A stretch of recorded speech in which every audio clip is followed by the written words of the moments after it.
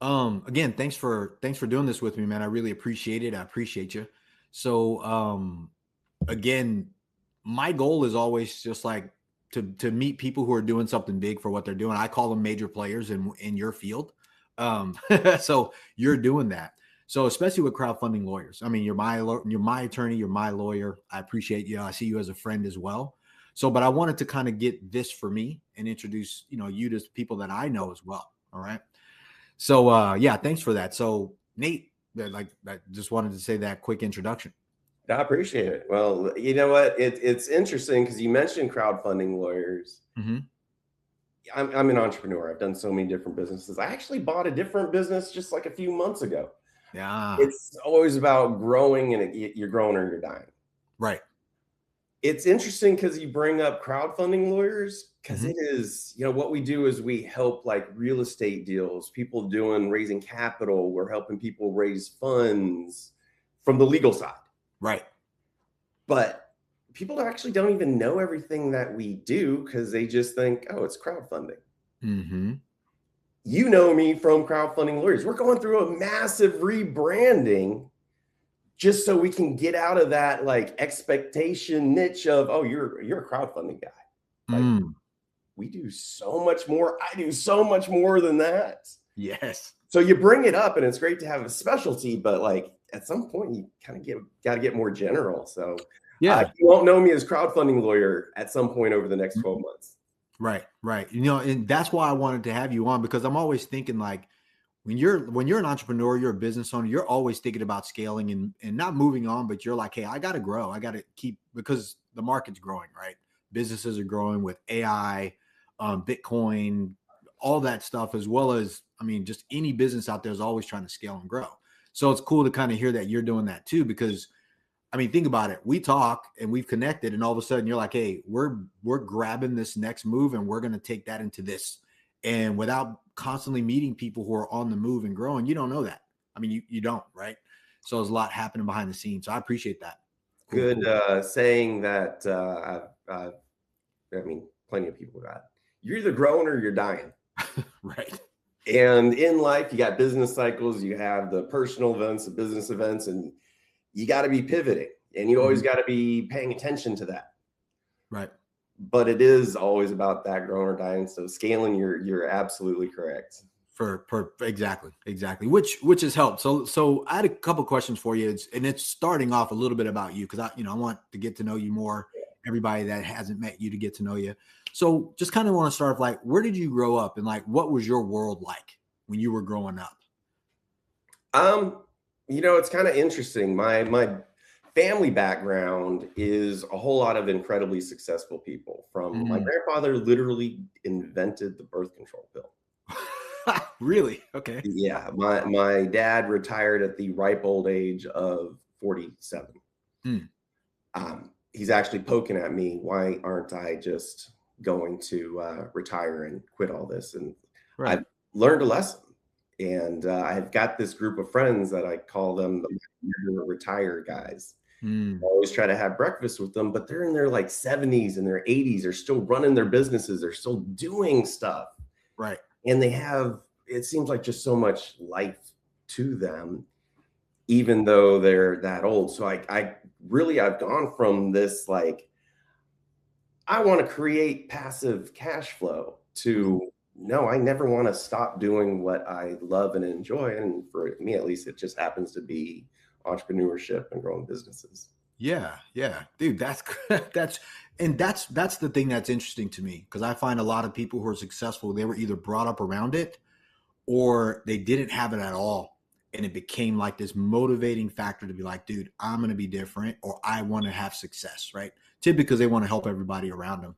So it's interesting that you say that. So with that said, with that level of like success around you, and it's been a basic thing for you to see, or at least in the moment, like how was young Nate? How were you when you were little? Like your little Nate was moving around and you're seeing all this. How were you personally though?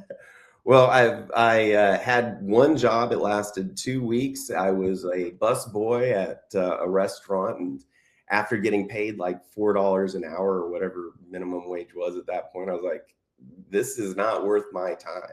Yeah. Yeah. And so I actually started cleaning houses, and I was going to people on my street to be like, okay, you're already paying a house cleaner. Like, let me prove to you at a discount that I can do it even better. Right. Where are you from? Where were you from? Houston, Texas. Oh, okay. I didn't know that. Okay. From Killeen. Oh, I went to UT. Okay. There you go. There, we're Texas guys. Yeah, absolutely. And so like I went from making $4 an hour to all of a sudden it's like $20 an hour as like a 14, 15-year-old. I'm like, oh, there's something to this. Yeah. And so I started doing my own services. And then like that light bulb went off of like, what if I can bring in other people to clean houses? Yeah. And then I get my piece of the share and I'll just, business develop. I'll create the opportunity. Right.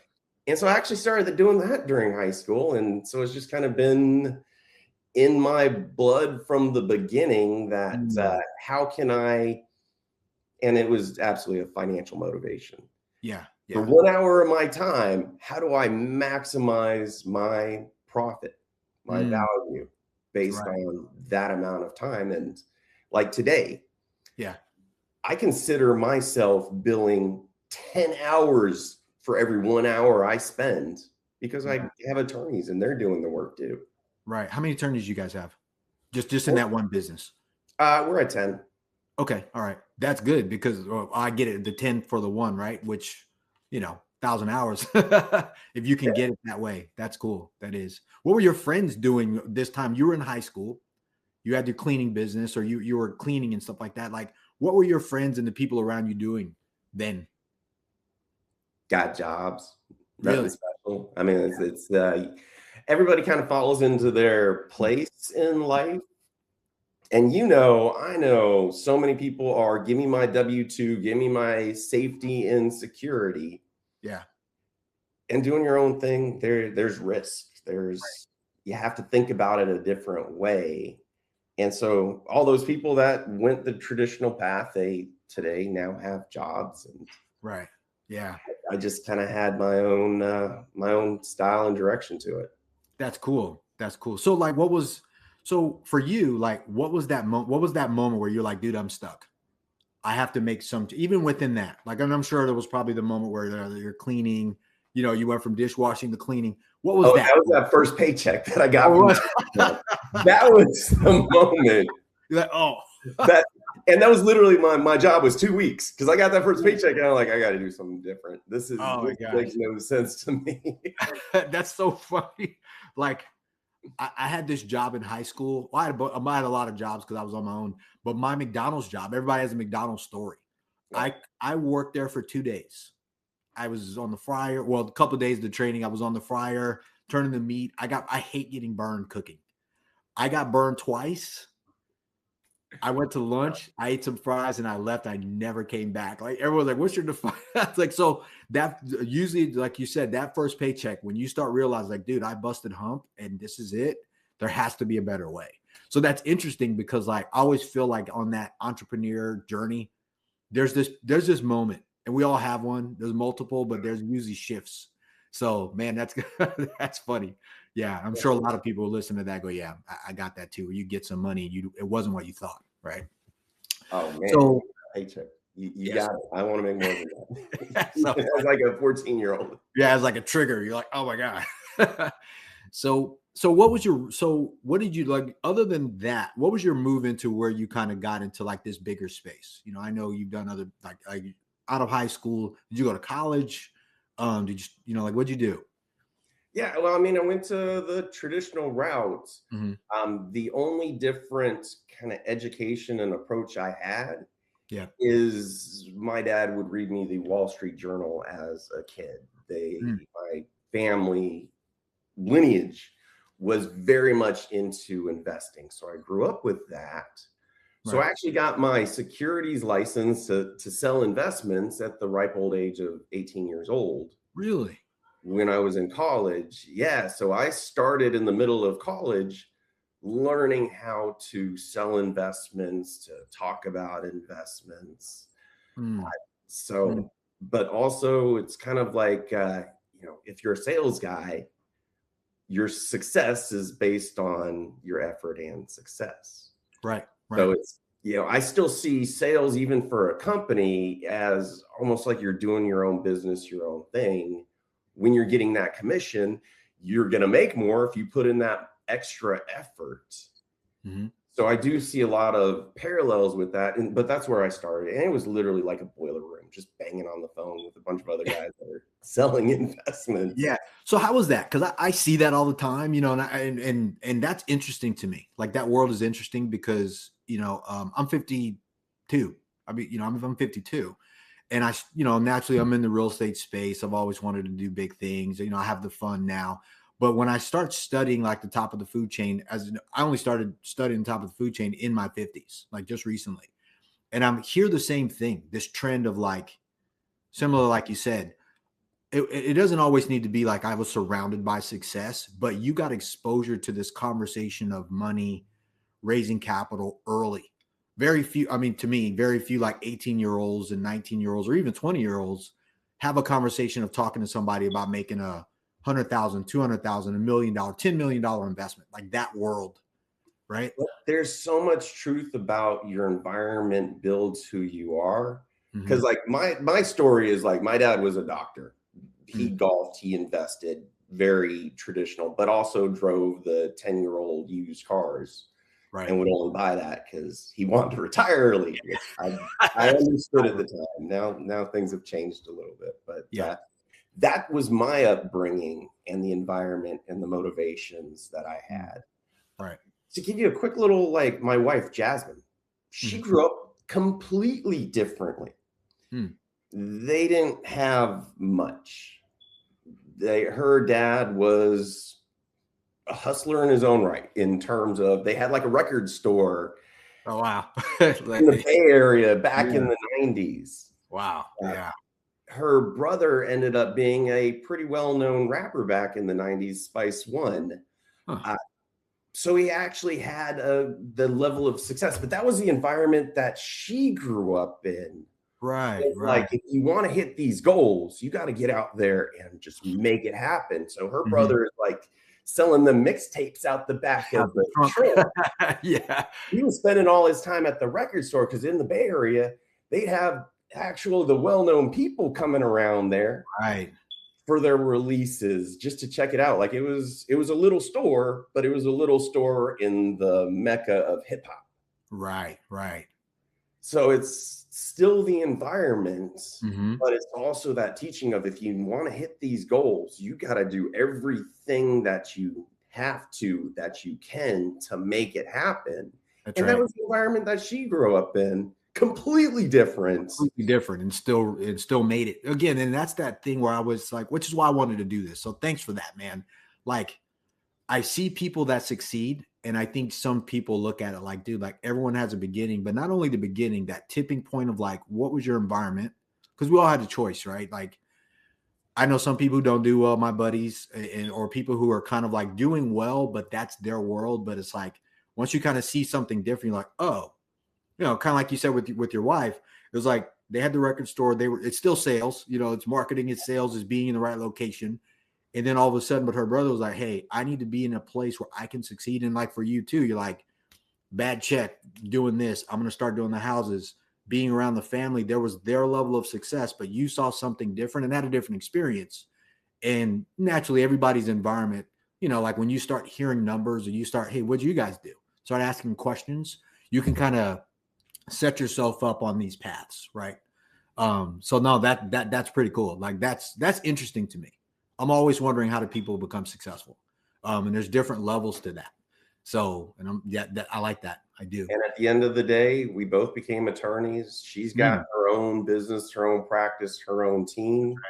Yeah. We still office side by side, and we that. have now for 15 years. Yeah. Yeah.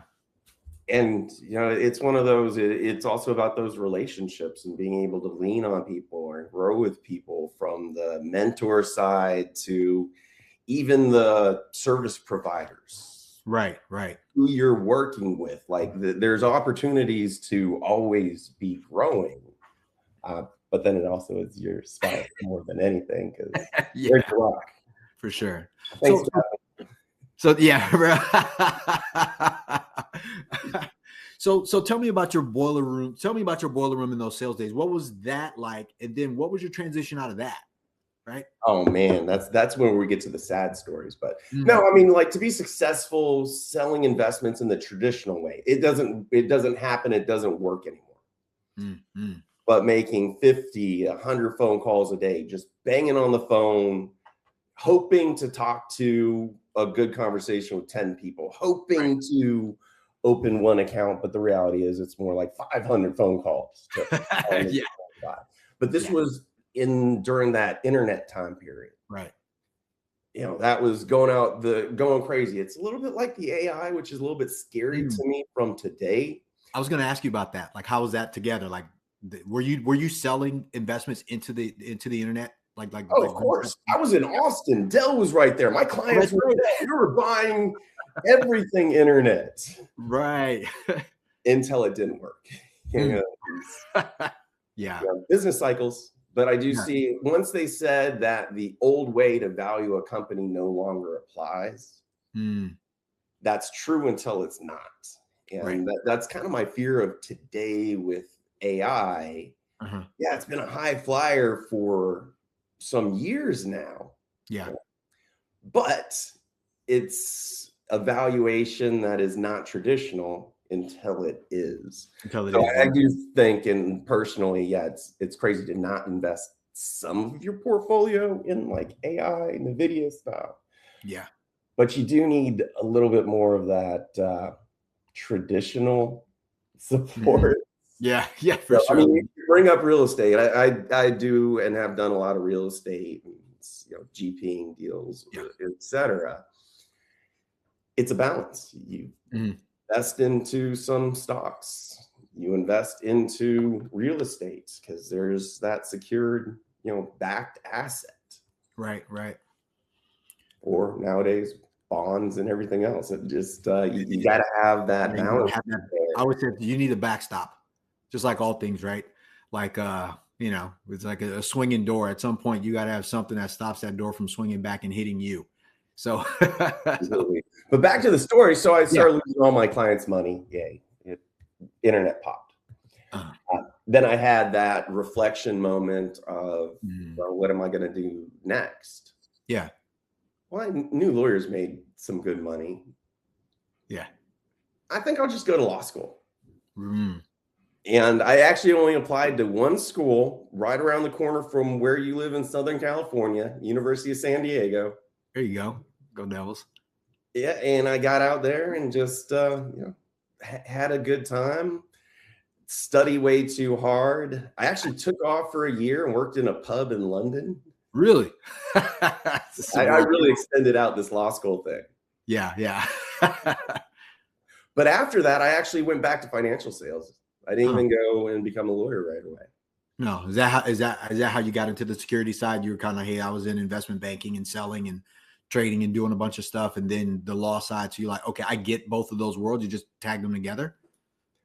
It very much so, but very much taking a different approach than any other attorney, law firm, Mm, anything else. Eventually, I was a sales consultant for a wholesale annuity shop. So I had my group of sales guys, and I'd be kind of helping them with the sales strategies, the product knowledge. Let's talk about marketing. mm, Literally, the company was Asset Marketing Systems. right. Huh. And so my job was to help people sell more. Right. I go become an attorney. I moved to Las Vegas with the wife, get licensed, and like, okay, I guess I got to be an attorney now. But within the first year or so, I was generating so many clients that what the one law firm I ever worked for was paying Mhm. me, it was like it just didn't make sense to continue. Yeah. Yeah. But being It's the house cleaning job all over again. completely, Yeah. man, I didn't even think about it that way. Yes, you nailed it. I saw that paycheck and I wanted something better.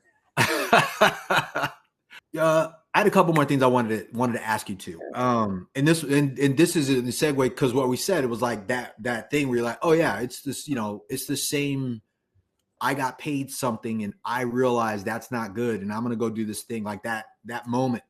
So like same thing with that. So as you did that, I know you built another businesses, but again, you sound like an outlier. You sound like somebody who's like, no, I know that world and I know this one, but you're more of an entrepreneur than the average person who's like, no, like not, it's not just a title for you. Like you're what I call like, hey, there's certain people who are doing something that when you see them, they look off. They're like, you don't look like, your group, like the title, you have a title, but you don't wear it. Like what's, the difference?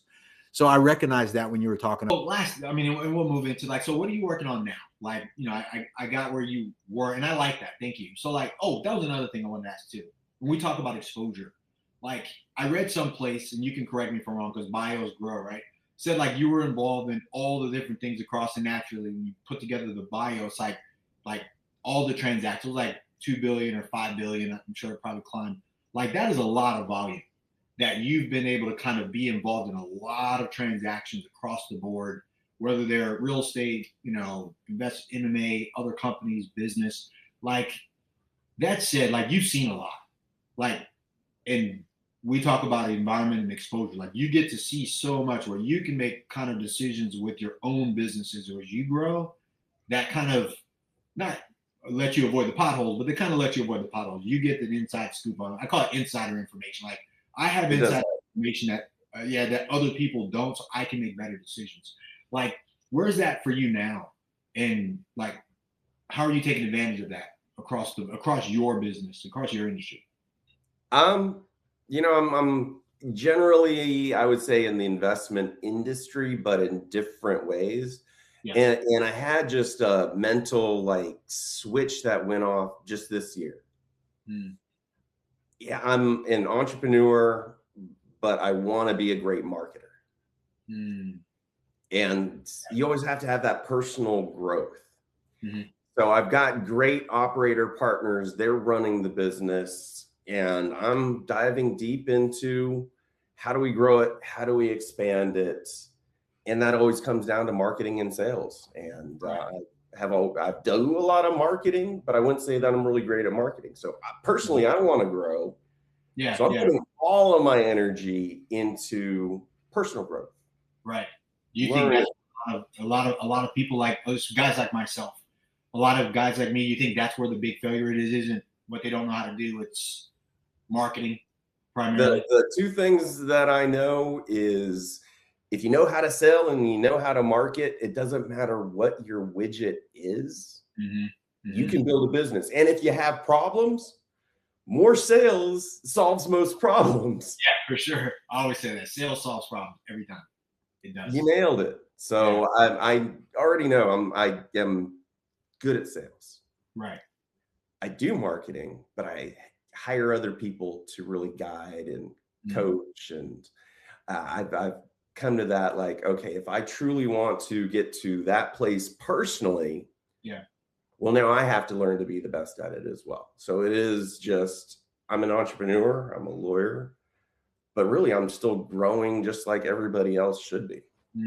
Yeah, that's cool. So you said you were, and we'll speak on that growing thing. You said you're moving into this new thing, like you said you were buying a company or you were expanding into another. What are you growing? What are you doing? So I recently acquired this company. It's called the Investor Attraction Academy. And it's not really like an educational platform, although you get education. It's not a coaching platform, but you got support helping. It's not a marketing company, although we help implement investor marketing systems for people. So really between focusing on that and helping people generate investors and then, well, crowdfunding lawyers or law firm in general. Right. Like my industry, my world is investments, and I'm just kind of balancing it between the compliance and the legal side and the sales and the marketing side. Right. And how it all actually comes together. Right. That's cool. Because I've been talking about that more. Like I feel like, and you correct me too, right? Because I'm thinking through this and I'm listening to you, like as I'm watching people continue to grow business wise. Because like you said, business has cycles. I feel like we're at that phase of business, money, investments, technology, where more people are kind of leaning towards, even small people are bolting companies on. They're buying companies that are kind of like they help the other company. Right. You know, so it's like I think I was talking to someone yesterday, and they were talking about another guy that I know that I'm friends with. We both know him. They sold off a portion of their company to another group, and they're in transition right now.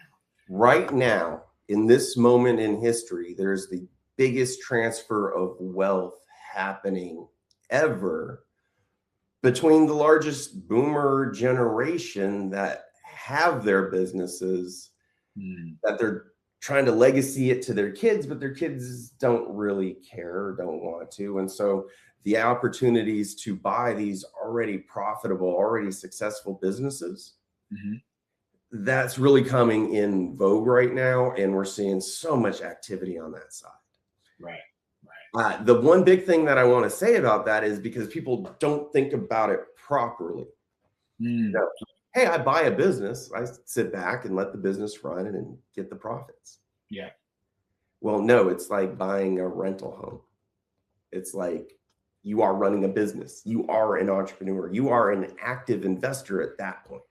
Right. And people don't really realize, oh, it's another job. Yeah. So there's always that balance in there, but at the end of the day, and that's where, like, I'm a huge proponent of multiple streams of income, different businesses, different incomes. Right. But at the end of the day, actually doing your passive investing is what's there to compound, to give you the security of knowing that you've got retirement covered. Right. Is that because, I always like to say, I like straight talk about money. We talked about that too. Like when you're watching somebody that, let's say you're a business owner, entrepreneur, you're thinking about investing or whatever, like, what do you think one of their biggest mistakes you see them make?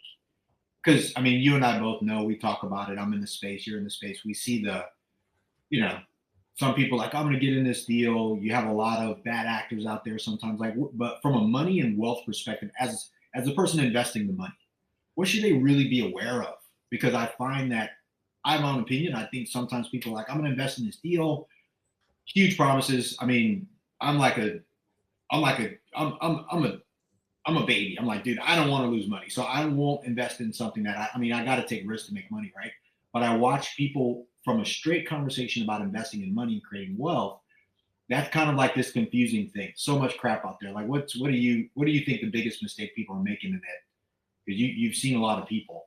What should they avoid and what should they really be focused on doing? Shiny objects is the biggest mistake that everybody makes. Oh my God, I have this deal that may pay out 30% this year. It ain't. Right. But you can get sold on it. But that's on the investment side. On the business side, squirrel. Yeah. Pursuing those shiny objects instead of just staying your course in what you know is right and trying to not get distracted. Right. I have a question. Investing side, it truly is like with that shiny object concept, I think one of the most important things from both sides. Yeah. From the guys that are doing the deals, your investors got to know, like, and trust you. Yeah. From the investor side, don't invest unless you know, like, and trust whoever you're working with. That's two ways, right? Yeah, but that may mean that you're not working with a whole bunch of different groups. Yeah. Real estate developers. You may not be working with a whole bunch of people, but to find that diamond in the rough, to find that person that you trust, that performs, and just go back to what you know. Yeah. Go back to what you trust. And so that, I think, is the biggest mistake people make. That's good. We call it the haircut thing. Like, once you find a good barber, you don't bounce around. Oh, you gotta stick to the same. I got to go again with my wife. Yeah. I change my hair about every 6 months. I'll shave every once in a while just so I keep being a little bit different from her, because 20 plus years later. Yeah. We still got to keep them interested. Yeah, for sure. I cut mine too. I went someplace and everyone had a beard, a lot of young guys. And I was like, why does everybody have a beard? And I was like, oh, they're younger. So they're trying to, they're in the finance space, so it gives a little bit of like maturity. But all the older guys who I was talking to, they didn't have any, they were clean shaven, and I literally came home and cut it all out. I'm gonna cut myself. So what I do the same thing. I try to keep my hair cut so my wife's still interested. But so it's interesting that when you were talking, I was thinking about something. Did you ever deal with like investor money, like institutional people as well, or were they all kind of retail investors? For the deals that I did, mm-hmm. we were 90% retail investors. Mm-hmm. There were some institutional deals, and it does help you get across that closing line a lot easier. But there's so many strings attached to institutional investments that 80-page, 100-page joint venture investment agreement, negotiated by some Manhattan law firm that's billing at $1,500 an hour, and they're going to bill it as much as they humanly can. Right. I do think that it's so important to not only be able to rely on institutions, and we never really did. But I also do have some clients that are just like, I'm buying $100 million deals. I could never raise that much money, so I have to have an institution involved. Right. I see. Yeah. And I bring that up because you said the shiny object thing, because I was talking to a buddy of mine. He's a trader, and we were talking, but he's a retail, he's a day trader, but he's chasing like the institutional trades. And I was like you would have to have so much of that to make that same return that you're talking about. It's not the same. So I'm always thinking about that. I'm like, a lot of that institutional stuff where these investments, it's cool if you're a retail investor getting, institutional access to the same deals, but that's a high volume of people, like what I'm trying to do. Which is, a good question. Was like, hey, what you see me doing, like, what do you like about it and don't like about it? Because we're going after, like, one of the deals I made an offer on just recently that we didn't get it. It was a JP Morgan deal. They were exiting a portfolio downtown. The other one was with TA, and their institutional group, right? But I'm targeting those, trying to deal with that with retail investors a lot harder. We talked about this before. It's like, dude, it is tough. But the other side to it is like, there are some good deals out there that retail investors can get that a lot of people that I talk to, they don't even think about it. So I have my trader guy who's like, yeah, I want that. He thinks about it. But on the real estate investor, retail investor side, they don't even think about that. They're still sold on the product of, there's a fixer upper fourplex, want to do that with my buddy. And then later they lose that money. And I call it the shiny object because it does feel shiny because that's what everybody's been taught to do. So that was my exposure. So it was worst in like the real estate flipper world. Like, hey, I'm going to get this thing rehabbed and flipped in the next 90 days, 6 months. And then like, it doesn't work anymore. It did 10 years ago. Not now, but that's also where it's like, you have to think about things really long term. And it may not make sense to just think about the short term trade, the in and out, that maybe it offers that. But in terms of stability, you can also lose your money a lot faster over here rather than investing for the long term.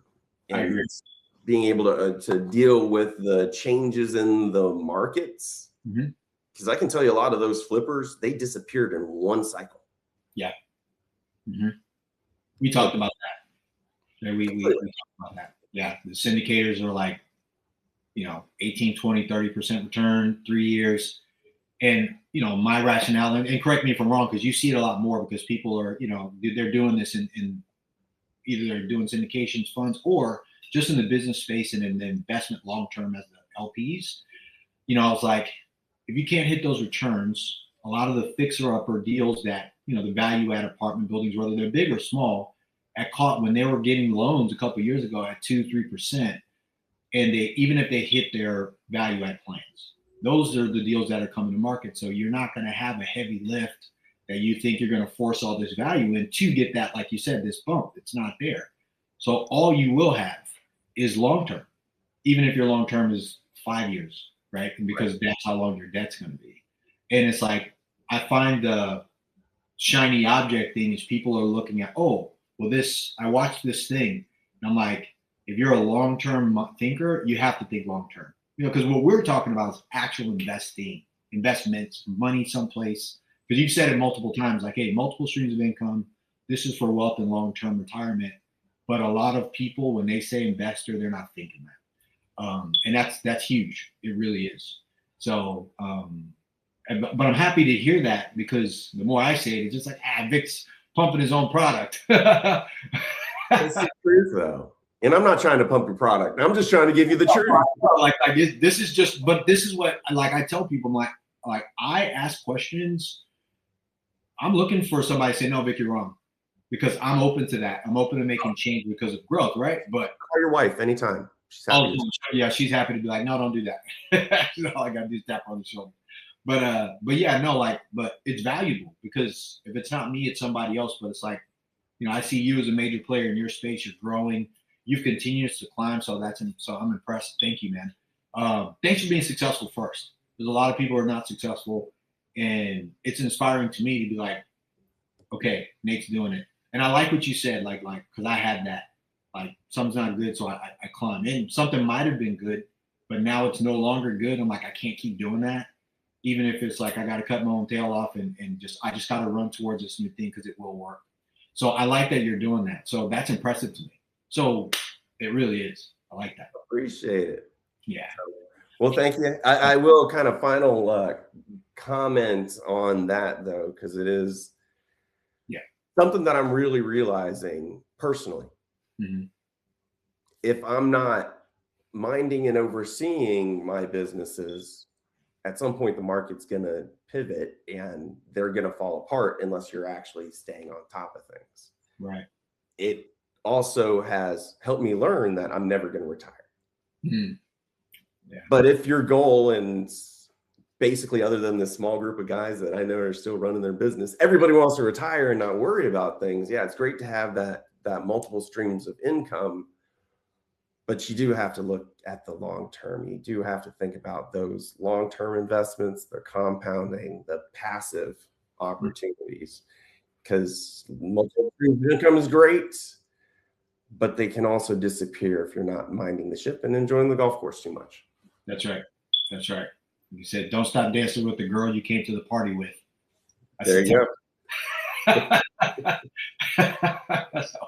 Well, cool. Well, I appreciate you. Thanks so much for doing this with me. I really do. And I'm sure that, like, anybody that sees this, that knows me and knows you, hopefully they'll get a lot. I learned a lot, man. I did. I took a lot away from what you said, how you've grown and what you're doing. So that's impressive to me. And I definitely want to stay in touch and do some more stuff together. Sounds good to me. And hopefully everybody out there, as long as you got one golden nugget, then we succeed. Cool. Well, I appreciate you, man. I do.